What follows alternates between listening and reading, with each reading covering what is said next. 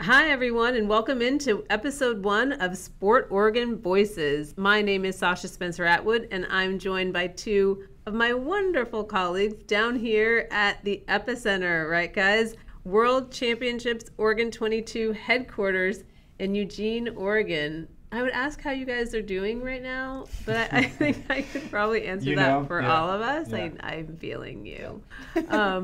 We're, a week away from hosting the largest sporting event that's ever been held in Oregon. Super excited about it, a little nervous as well, but I think, the time's coming when we kind of have an opportunity to step back and reflect on what it was all for, right? Like, why are we doing this? How did we get here? And hopefully some of that will motivate us in the coming weeks to kind of stay focused and excited about all the amazing work that is going on.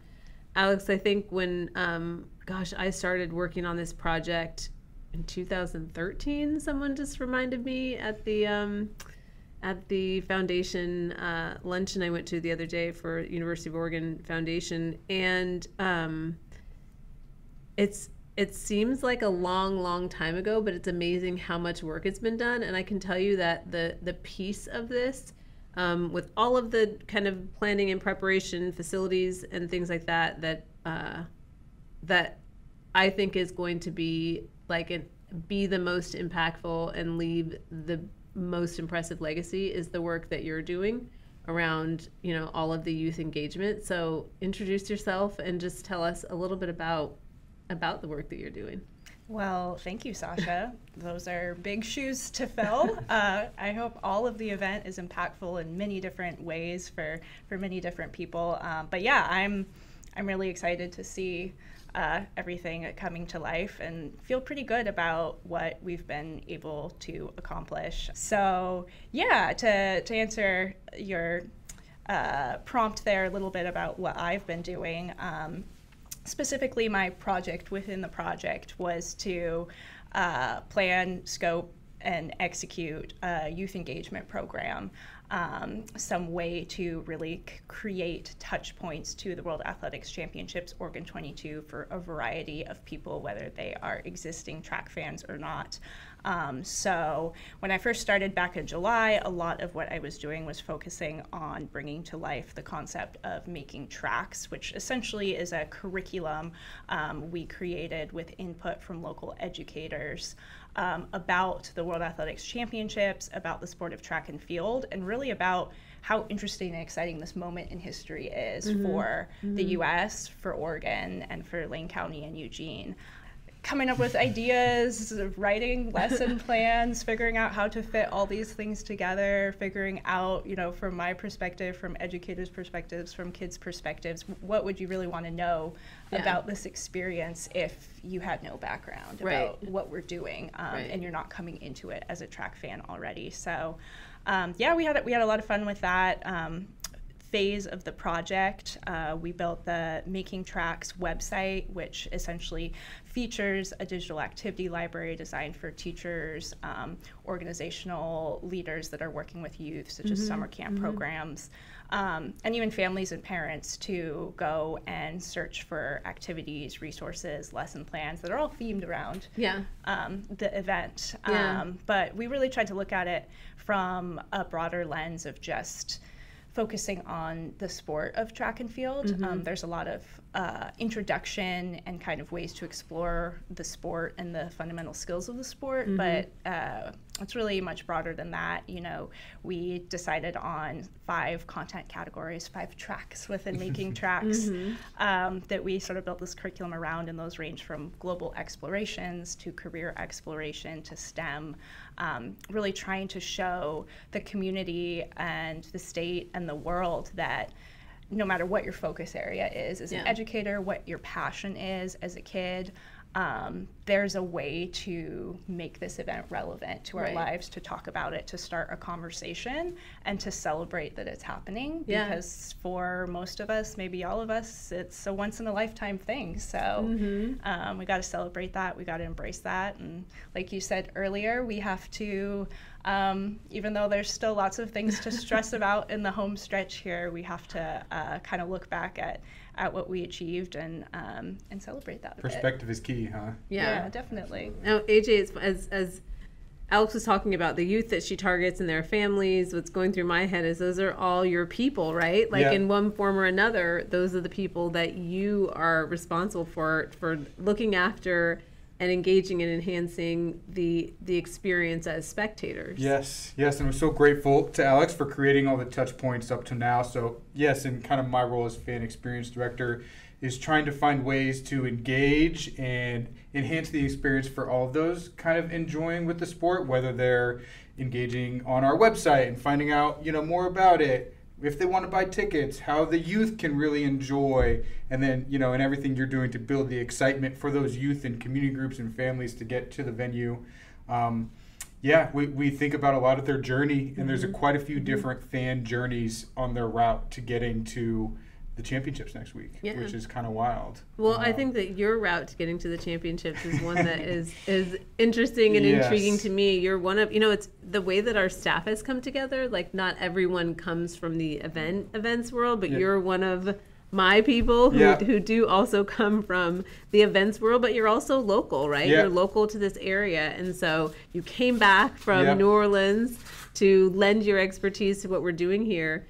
And so what's it like seeing this super cool thing? You're used to traveling the world working on different sporting events, and now you're doing one at home. Yeah, I got to say it's awesome for it to come to our backyard, right? Growing up here, there was duck games. It is the home of the Oregon Ducks, but broader than that, you had to go to Portland or Seattle or Northern California to experience some of these big, impactful events. And for something like this, after 10 years of, working at events and progressively trying to get to a point where, producing a global event with the impact that one like this has, I mean, it means so much to be able to do it here in Eugene and with, you guys specifically, but having it here, after looking at it, driving past Franklin, driving past the old Hayward Field, spending time on campus as a kid, and now being here and, helping, create and drive a very impactful event for this community. And then figuring out that, oh my gosh, people across the world are going to see our backyard is pretty awesome. It is. And, I have that same, kind of awe from the perspective of an athlete. I'm an Oregonian. I'm not local to Eugene, but I grew up running at Hayward. Gosh, I think I ran at Hayward for the first time I was 8 years old. Wow. And it was just always this kind of place of folklore. My aunt ran here. Wow. She was on the team at University of Oregon. She's in the Hall of Fame. And as an athlete who competed here in kind of, my high school state championships, but also NCAA championships and Olympic trials, to see this finally come here, I think that I probably was in the camp right up until we submitted the bid of the people who were like, could we really do that here? Is that possible? When you think about the previous host cities, and it was in Doha in 2019, in London in 2017, in Beijing before that, and now alongside those other global names, they'll say Oregon. It's so interesting, isn't it? Right? I mean, it's just, and again, I came from outside the track and field world, right? But an event of this size here is just so unique and a moment to be celebrated, for sure. Well, I can tell you from an athlete's perspective that this has always been a really special place for us. I mean, people look forward to running here for our U.S. champs. They look forward to Prefontaine Classic. We hosted World Junior Championships here in 2014, and there's that kind of saying about the Hayward Magic, and athletes definitely get it, right? It's just one of the few places in the U.S. where you can fill a stadium with people who are excited and enthusiastic about the sport, almost as part of culture, right? It's not track meets aren't just sporting events. It's kind of who this town is, and part of it's a community event. It is a community event. It's what has been cultivated here since the days of Dellinger and Hayward and Coach Bowerman. And so to have it here for athletes is kind of a coming home in a way. We've gotten to run a lot of major events here, but never anything of this magnitude. I have this memory that just reminds me of how much we maybe take that for granted as Oregonians, whether native Oregonians or just having lived here a long time, of how meaningful Eugene, Hayward Field is to that broader audience, to that international audience.